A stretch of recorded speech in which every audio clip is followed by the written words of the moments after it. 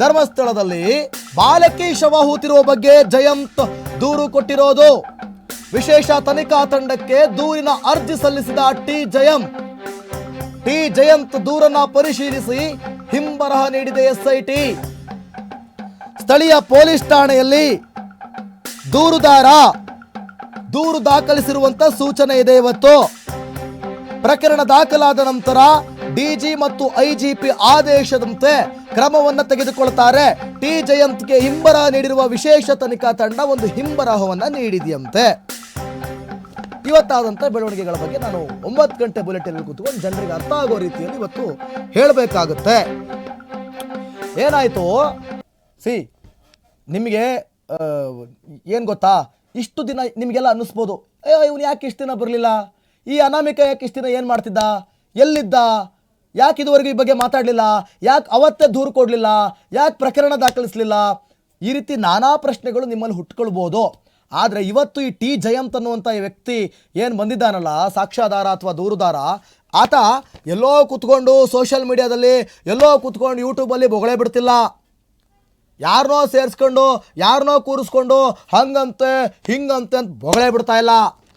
ಆತ ನೇರವಾಗಿ ಪೊಲೀಸ್ ಸ್ಟೇಷನ್ಗೆ ಬಂದು ನಾನು ನನ್ನ ಕಣ್ಣಾರೆ ನೋಡಿದ್ದೀನಿ, ತಗೊಳ್ಳಿ ದೂರು. ನನಗೆ ಅವತ್ತು ಧೈರ್ಯ ಇರಲಿಲ್ಲ, ಇವತ್ತು ಧೈರ್ಯ ಇದೆ. ಧೈರ್ಯ ಯಾಕಪ್ಪ ಬಂತು? ಸರ್ಕಾರನೇ SIT ರಚಿಸಿರ್ಬೇಕಾದ್ರೆ ನಾನು ಯಾಕಪ್ಪ ಭಯ ಪಡಲಿ? ನನಗಿವಾಗ ಧೈರ್ಯ ಇದೆ, ಬರ್ತೀನಿ, ದೂರು ಕೊಡ್ತೀನಿ. ಆದರೆ ಅವತ್ತು ನನಗೆ ಧೈರ್ಯ ಇರಲಿಲ್ಲ, ಅವತ್ತು ನನಗೆ ಯಾರ ಮೇಲೆ ವಿಶ್ವಾಸ ಇರಲಿಲ್ಲ.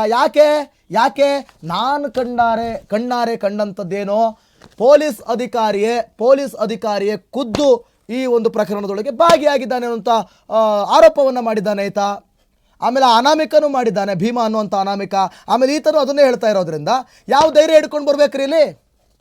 ಆಮೇಲೆ ಈ ಜಯಂತ್ ಇದಾರಲ್ಲ, ಈ ಜಯಂತ್ ನಾನು ನಿಮಗೆ ಸೀರಿಯಸ್ ಆಗಿ ಹೇಳ್ಬಿಡ್ತೀನಿ ರೀ, ಈ ಸೌಜನ್ಯ ಪ್ರಕರಣ ಆಗಿರ್ಬೋದು ಅಥವಾ ಈ ಪ್ರಕರಣ ಆಗಿರ್ಬೋದು ಕುತ್ಕೊಂಡು ಬೀದಿ ರಂಪಾಟ ಮಾಡೋದಲ್ಲ. ತಾಕತ್ತಿದ್ರೆ ನೀವು ಕಣ್ಣಾರೆ ಕಂಡಿದ್ದೀರಾ, ನೋಡಿದ್ದೀರಾ, ಟಿ ಜಯಂತ್ ಥರ ಈ ಅನಾಮಿಕ ಭೀಮನ್ ಥರ ಬರಬೇಕು, ಕಾನೂನೊಳಗಡೆ ಇಳಿಬೇಕು, ತನಿಖೆ ಮಾಡಿಸ್ಬೇಕು. ಅದು ಬಿಟ್ಬಿಟ್ಟು ಯಾವನ್ನ ಕೂತ್ಕೊಂಡು ಯೂಟ್ಯೂಬ್ನಲ್ಲಿ ಯಾರ್ಯಾರೋ ಕೂತ್ಕೊಂಡು ಫೇಸ್ಬುಕ್ನಲ್ಲಿ ಬರ್ಕೊಳ್ಳೋದು, ಹೇಳಿಕೆ ಕೊಡೋದೆಲ್ಲ ಮಾಡೋದಲ್ಲ. ಅದಕ್ಕೆ ಅಂತ ಮೀಡಿಯಾ ಇದೆ. ನೀವು ಪಬ್ಲಿಸಿಟಿ ಗಿಮಿಕ್ಕು, ಬೀದಿ ರಂಪಾಟ ಮಾಡಿ. ಒಂದೇ ಒಂದು ದಾಖಲೆ ಇಲ್ಲ ನಿಮ್ಮ ಹತ್ರ, ಒಂದೇ ಒಂದು ದಾಖಲೆಗಳನ್ನು ಹೇಳಲ್ಲ, ಏನು ತಿಳ್ಕೊಂಡಿಲ್ಲ.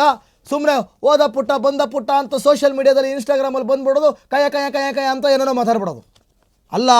ಈಗ ನೋಡಿ, ಟಿ ಜಯಂತ್ ಏನು ಮಾಡಿದ್ರು, ಬಂದು ದೂರು ಕೊಟ್ಟರು, ಫೈಲ್ ಸಮೇತ ಬಂದರು. ಫೈಲ್ ಸಮೇತ ಬಂದುಬಿಟ್ಟು ಏನು ಮಾಡಿದ್ರು, ಹೋಗ್ಬಿಟ್ಟು ಕಂಪ್ಲೇಂಟ್ ಮಾಡಿದ್ರು. ಇದನ್ನು ಮಾಡಿ ತಾಕತ್ತಿದ್ರೆ ಅದಕ್ಕೆ ಅಂತಲೇ SIT ಸಹಾಯವಾಣಿ ಮಾಡಿದೆ. ಸುಮ್ಮನೆ ಮಾತಾಡೋದಲ್ಲ, ಹಂಗಾಯಿತು ಹಿಂಗಾಯಿತು ನ್ಯಾಯ ಕೊಡಿಸಿ, ಅದೆಲ್ಲ ಆಗಲ್ಲ. ಬನ್ನಿ, ಈ ಥರ ನಾವು ನಿಮ್ಮ ಜೊತೆ ಜಾಯ್ನ್ ಆಗ್ತೀವಿ, ಬನ್ನಿ. ಇಲ್ಲ, ಈ ಬಗ್ಗೆ ನಾನು ಇನ್ನೊಂದಿನ ಮಾತಾಡ್ತೀನಿ. ಏನು ಅಂತೇಳಿ ಸೌಜನ್ಯ ಪ್ರಕರಣಕ್ಕೆ ಸಂಬಂಧಪಟ್ಟಂಗೂ ಕೂಡ ನಾನು ಇನ್ನೊಂದಿನ ಮಾತಾಡ್ತೀನಿ. ಈಗ ಸಂದರ್ಭ ಅಲ್ಲ, ಆ ಪ್ರಕರಣಕ್ಕೂ ಈ ಪ್ರಕರಣಕ್ಕೂ ಸಂಬಂಧ ಇಲ್ಲ. ಓಕೆನಾ? ಓಕೆ, ಜಯಂತ್ ದೂರಿನಲ್ಲಿ ಏನಿದೆ, ಬನ್ನಿ ಒಂದಷ್ಟು ಪಾಯಿಂಟ್ಸ್ಗಳನ್ನ ನೋಡ್ತಾ ಹೋಗೋಣ. ಜಯಂತ್ ದೂರಿನಲ್ಲಿ ಏನಿದೆ, ಇವೆಲ್ಲ ಪಾಯಿಂಟ್ಸ್ಗಳನ್ನ ನೋಡ್ತಾ ಹೋದರೆ, SIT ಸೂಚನೆಯಂತೆ ಧರ್ಮಸ್ಥಳ ಸ್ಟೇಷನ್ನಲ್ಲಿ ಜಯಂತಿ ದೂರು ಕೊಟ್ಟಿದ್ದಾರೆ. 2002 ಮತ್ತು 2003 ಅವಧಿಯಲ್ಲಿ ಹೆಣ್ಣು ಮಗಳ ಅಸಹಜ ಸಾವಾಗಿದೆ. ಸಹಜ ಅಲ್ಲ, ಅಸಹಜ. ಸ್ಥಳೀಯರು ಮಾಹಿತಿ ಕೊಟ್ಟರು.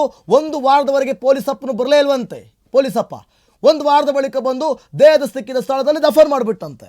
ಆಮೇಲೆ ಹೆಣ್ಣು ಮಗಿನ ಸಾವಿನ ಬಗ್ಗೆ ಯಾವುದೇ ಪ್ರಕರಣ ಕೂಡ ಒಂದು UDRನು ಕೂಡ ದಾಖಲು ಮಾಡ್ಕೊಂಡಿಲ್ಲ.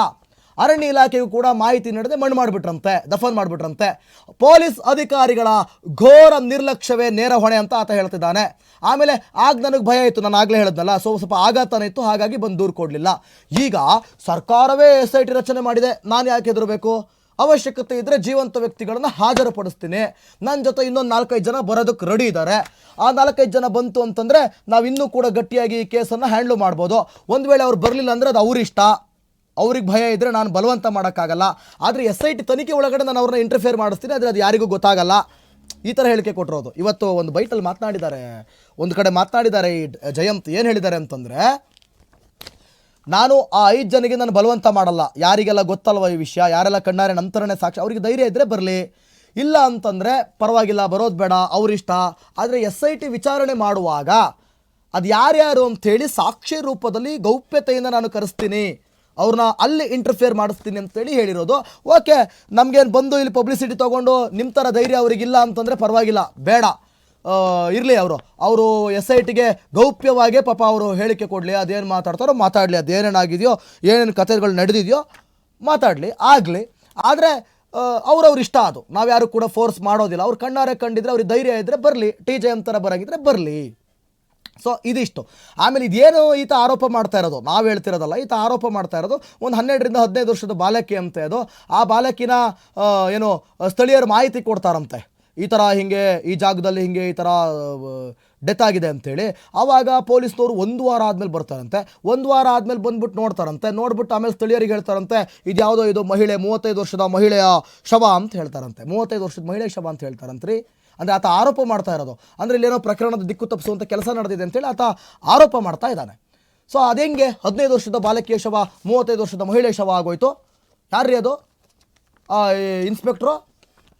ಆ ಇನ್ಸ್ಪೆಕ್ಟ್ರ್ ಯಾರು ಅಂತೇಳಿ ಸ್ವಲ್ಪ ನೀವು ಮಾಹಿತಿ ಕೊಟ್ಟಿದ್ದಾರಂತೆ. ಆ್ಯಕ್ಚುಲಿ ಜಯಂತ್ ಎಲ್ಲರ ಬಗ್ಗೆ ಯಾರ್ಯಾರು ಇದ್ದರು, ಏನೇನಿದ್ರು, ಆಮೇಲೆ ಅನಾಮಿಕನು ಕೂಡ ಹೇಳಿದಾರಂತೆ. ಅದನ್ನು ಯಾವುದು ಕೂಡ SIT ಈಗ ಅದನ್ನು ಎಲ್ಲೂ ಕೂಡ ಅದನ್ನು ಸ್ಪ್ರೆಡ್ ಮಾಡ್ತಾ ಇಲ್ಲ, ಅದನ್ನು ತುಂಬ ಗೌಪ್ಯತೆ ಕಾಪಾಡ್ಕೊಂಡಿದ್ದಾರೆ. ಓಕೆ, ಟ್ವಿಸ್ಟ್ ಮೇಲೆ ಟ್ವಿಸ್ಟು ನೋಡೋಣ ಈಗ ಮುಂದಕ್ಕೆ ಏನಾಯಿತು ಅಂತೇಳಿ. ಇದೇ ಪ್ರಕರಣದ ವಿಚಾರ ಒಂದಷ್ಟು, ಅದೇ ನಾನು ಹೇಳೋದ್ನಲ್ಲ 15 ವರ್ಷದ ಕತೆ, ಈಗ 15 ವರ್ಷದ ಬಾಲಕಿ ಕತೆ. ಧರ್ಮಸ್ಥಳ ರಹಸ್ಯ ಹುಡುಕಾಟಕ್ಕೆ ಮತ್ತೊಂದು ಟ್ವಿಸ್ಟ್ ಸಿಕ್ಕಿದೆ. 15 ವರ್ಷದ ಬಾಲಕಿ ಸಮಾಧಿ ಆಗೋಕೆ ಆಗ್ರಹಿಸಿ ದೂರನ್ನ ನೀಡಿದ್ದಾರಂತೆ TJM. ಪೊಲೀಸರ ವಿರುದ್ಧ TJM ದೂರನ್ನ ನೀಡಿದ್ದಾರೆ. ಧರ್ಮಸ್ಥಳ ರಹಸ್ಯ ಹುಡುಕಾಟಕ್ಕೆ ಇದು ಸಿಗ್ತಾ ಇರುವಂತ ಮತ್ತೊಂದು ಟ್ವಿಸ್ಟ್ ರೀ ಇದು. 15 ವರ್ಷದ ಬಾಲಕಿಯ ಸಮಾಧಿಯನ್ನು ಅಗೆಯೋಕೆ ಆಗ್ರಹಿಸಿ ದೂರನ್ನ ನೀಡಲಾಗಿದೆ ಪೊಲೀಸರ ವಿರುದ್ಧ TJM. ಎಸ್ ನೋಡ್ರಿ, ಮಾಡ್ರಿ, ಹಿಂಗೆ ಮಾಡಂಗಿದ್ರೆ ಹಿಂಗೆ ಮಾಡ್ರಿ. ನೀವೇನಾದರೂ ಮಾಡ್ಬೇಕು ಅಂದ್ಕೊಂಡಿದ್ರೆ ಈ ಪ್ರಕರಣದಲ್ಲಿ ಸಾರ್ವಜನಿಕರು, ನಾನೇನಾದರೂ ಈ ಪ್ರಕರಣಕ್ಕೆ ಒಂದಷ್ಟು ನಾನು ನೋಡಿರೋದು ನನ್ನ ಕಣ್ಣಂಗೆ ಏನಾದರೂ ಸಪೋರ್ಟ್ ಮಾಡಬೇಕು ಅಂತ ನಿಮ್ಮ ತಲೆಯಲ್ಲಿದ್ದರೆ, ನೀವೇನಾದರೂ ಪ್ರತ್ಯಕ್ಷವಾಗಿ ಕಂಡಿದ್ರೆ, ನೀವೇನಾದರೂ ಪ್ರಮಾಣಿಸಿ ನೋಡಿದರೆ, ನಿಮಗಿದು ಸತ್ಯ ಅಂತ ಅನ್ನಿಸ್ತಿದ್ರೆ, ನೀವು ಈ ಥರ ಧೈರ್ಯವಾಗಿ ಹೋಗ್ಬಿಟ್ಟು ಪೊಲೀಸ್ನವ್ರ ವಿರುದ್ಧನೇ ಕಂಪ್ಲೇಂಟ್ ಕೊಡೋಕ್ಕೆ ದಮ್ಮಿದೆಯಾ ನಿಮಗೆ? ಮಾಡಿ. ಆದರೆ ಅಪಪ್ರಚಾರ ಮಾಡಬೇಡಿ, ಕ್ಷೇತ್ರಕ್ಕೆ ಕೆಟ್ಟ ಹೆಸರು ಬರೋವಂತೆ ಮಾಡಬೇಡಿ. ನೋಡ್ರಿ, ಎಂಡ್ ಆಫ್ ದಿ ಡೇ ನಾನು ಹೇಳೋದು ಇಷ್ಟೇ ಈ ಬುಲೆಟಿನಲ್ಲಿ ಕೂತ್ಕೊಂಡು, ನನ್ನ ಕ್ಷೇತ್ರ, ನನ್ನ ಧರ್ಮಸ್ಥಳ ಕ್ಷೇತ್ರ ಮಂಜುನಾಥ ಸ್ವಾಮಿ ಸನ್ನಿಧಿ, ಅಣ್ಣಪ್ಪ ಸ್ವಾಮಿ ಸನ್ನಿಧಿಗೆ ಕೆಟ್ಟ ಹೆಸರು ಬರಬಾರ್ದು. ಯಾವನ್ ಅಧರ್ಮ ಮಾಡಿದ್ದಾನೋ ಅವನಿಗೆ ಶಿಕ್ಷೆ ಆಗಲಿ, ಧರ್ಮ ಉಳಿಲಿ, ಅಧರ್ಮ ಸಾಯಲಿ. ಅದೇ ರೀತಿಯಾಗಿ ಈ ಅನಾಮಿಕ ಇರ್ಬೋದು, ಈ ಟಿ ಜಯಂತ್ ಇರ್ಬೋದು, ಇವ್ರ ಥರನೇ ಇನ್ಯಾರ್ಯಾರೋ ಇರ್ಬೋದ್ರಿ, ಅವರು ಕೂಡ ಏನೋ ಷಡ್ಯಂತ್ರ ಮಾಡಿಕೊಂಡು ಸಹಜ ಸಾವುಗಳನ್ನು ಅಸಹಜ ಸಾವು ಅಂದುಕೊಂಡು ಕತೆ ಹೊಡ್ಕೊಂಡು ಇಲ್ಲಿ ಬಂದುಬಿಟ್ಟು ಏನಾದರೂ ಷಡ್ಯಂತ್ರಗಳನ್ನು ರೂಪಿಸಿ ಕ್ಷೇತ್ರಕ್ಕೇನಾದರೂ ಕೆಟ್ಟ ಹೆಸರನ್ನು ತರೋ ಪ್ರಯತ್ನ ಮಾಡ್ತಿದ್ರೆ ಆಗಲೂ ರೆಬಲ್ TV ಬಿಡಲ್ಲ ರೀ. ಅವ್ರ ಹಿನ್ನೆಲೆ ಏನೋ, ಅವ್ರು ಯಾಕೆ ಹಿಂಗೆ ಮಾಡಿದ್ರು, ಅವರಿಂದ ಯಾರ್ಯಾರಿದ್ದಾರೆ ಇದು ಕೂಡ ತನಿಖೆ ಆಗಲಿ. ನಾವು 2 ಥರ ಮಾತಾಡ್ತಾ ಇದ್ದೀವಿ. ಎಂಡ್ ಆಫ್ ದಿ ಡೇ ಇಲ್ಲಿ ಕೊಲೆಗಳೋ ಅಥವಾ ಅತ್ಯಾಚಾರನೋ ಆಗಿಯೂ ಕೂಡ ನನ್ನ ಕ್ಷೇತ್ರಕ್ಕೆ ಧಕ್ಕೆ ಬರಬಾರ್ದು. ಇಲ್ಲಿ ಇವರನ್ನ ಇಟ್ಕೊಂಡು ಷಡ್ಯಂತ್ರ ಮಾಡಿಯೂ ಕೂಡ ನನ್ನ ಕ್ಷೇತ್ರಕ್ಕೆ ಧಕ್ಕೆ ಬರಬಾರ್ದು. ಅಷ್ಟೇ, ನಾನೇನು ಜಾಸ್ತಿ ಹೇಳೋದಕ್ಕೆ ಹೋಗೋದಿಲ್ಲ. ಜಯಂತ್ ಗಂಭೀರ ಆರೋಪ ಏನು ನೋಡ್ತಾ ಹೋಗೋಣ, ಪಾಯಿಂಟ್ಸ್ಗಳನ್ನ ನೋಡ್ತಾ ಹೋಗೋಣ. ಜಯಂತ್ ಗಂಭೀರ ಆರೋಪ ಏನು? ಎಸ್, ಬನ್ನಿ. ಅಪ್ರಾಪ್ತೆಯನ್ನ ಪೊಲೀಸ್ ಅಧಿಕಾರಿ ಹೂತಾಕಿದಾರಂತೆ. ದೂರುದಾರ ಜಯಂತ್ ಈಗ ಗಂಭೀರ ಆರೋಪ ಮಾಡ್ತಾ ಇದ್ದಾರೆ. ಪೊಲೀಸ್ ಅಧಿಕಾರಿ ವಿರುದ್ಧ ಕಾನೂನು ಕ್ರಮಕ್ಕೆ ಮನವಿ ಮಾಡ್ಕೊಳ್ತಾ ಇದ್ದಾರೆ. ಆ ಟೈಮಲ್ಲಿ ಯಾವನಿದ್ದ ಅವನ ವಿರುದ್ಧ ಕಾನೂನು ಕ್ರಮ ತೆಗೆದುಕೊಳ್ಳಿ ಅಂತ SITಗೆ ದೂರುದಾರ ಜಯಂತ್ ಮನವಿ ಮಾಡ್ಕೊಳ್ತಾ ಇದ್ದಾರೆ. 2002-03 ಅವಧಿಯಲ್ಲಿ ಮೃತದೇಹವೊಂದನ್ನು ಎಸೆಯಲಾಗಿತ್ತು. ಎಲ್ಲಿ? ರಾಜ್ಯ ಹೆದ್ದಾರಿ 37 ಅರಣ್ಯದಲ್ಲಿ. ಸ್ಥಳೀಯರು ಬೆಳ್ತಂಗಡಿ ಇನ್ಸ್ಪೆಕ್ಟರ್ಗೆ ಮಾಹಿತಿ ನೀಡಿದ್ರು. ನಾನು ಆಗಲೇ ಹೇಳಿದೆ, 35ರಿಂದ 40 ವರ್ಷದ ಮಹಿಳೆ ಅಂತ ಇನ್ಸ್ಪೆಕ್ಟರ್ ಹೇಳಿದ್ರಂತೆ ಸ್ಥಳೀಯರಿಗೆ. ಆ ಮಹಿಳೆ ಜಿಗುಪ್ಸೆಯಿಂದ ಆತ್ಮಹತ್ಯೆ ಮಾಡ್ಕೊಂಡು, ಹೆಂಗ್ರಿ 15 ವರ್ಷದ ಬಾಲಕಿ 35 ವರ್ಷ ಆಗಿದ್ದು ಜಿಗುಪ್ಸೆಯಿಂದ ಆತ್ಮಹತ್ಯೆ ಮಾಡ್ಕೊಂಡಿದ್ದು, ಸ್ಥಳೀಯರಿಗೆ ಈ ರೀತಿ ಹೇಳಿಕೆ ಕೊಟ್ಟಿದ್ರಂತೆ. ಇದು ನ್ಯಾಯನಾ? ಸರಿನಾ? ಇದು ಅಲ್ಲ, ಆರೋಪ ಇದು. ಬಳಿಕ 2 ಅಡಿ ಆಳದಲ್ಲಿ ಈತ ಹೂತ್ಬಿಟ್ಟಿದ್ದಂತೆ ಅವಳನ್ನ. ಆತ ಈ ಪೊಲೀಸ್ ಅಧಿಕಾರಿ ಮಹಿಳೆ ಅಂತ ಹೇಳ್ತಿದ್ದಾನೆ. ಆದರೆ ಈ ಜಯಂತ್ ಹೇಳ್ತಾ ಇರೋದು ಆಕೆ 15 ವರ್ಷದ ಬಾಲಕಿ ಅಂತ. ನಾವೀಗ ಯಾರ ಮಾತನ್ನ ನಂಬೋಣ ಈಗ? ಅದಕ್ಕೆ SIT ಒಂದು ತನಿಖೆ ಮಾಡ್ತಿದ್ದಾರಲ್ಲ, ಆ ತನಿಖೆಯ ನಂತರವೇ ಎಲ್ಲವೂ ಕೂಡ ಗೊತ್ತಾಗಲಿ. ಆರೋಪ ಆಗಿ ಉಳ್ಕೊಳ್ಳುತ್ತೆ. ಆದರೆ ತನಿಖೆಯ ನಂತರವಾಗಿ ನ್ಯಾಯಾಲಯ ಏನು ಹೇಳುತ್ತೆ ಅದೇ ಫೈನಲ್. ಒಟ್ಟಾರೆಯಾಗಿ ಜಯಂತ್ ಗಂಭೀರವಾಗಿ ಈ ರೀತಿ ಆರೋಪವನ್ನು ಮಾಡ್ತಾ ಇದ್ದಾರೆ. ಪೊಲೀಸ್ ಅಧಿಕಾರಿ ವಿರುದ್ಧ ಕ್ರಮವನ್ನು ತೆಗೆದುಕೊಳ್ಳಿ ಅಂತ ಹೇಳ್ತಾ ಇದ್ದಾರೆ. ಇರಲಿ.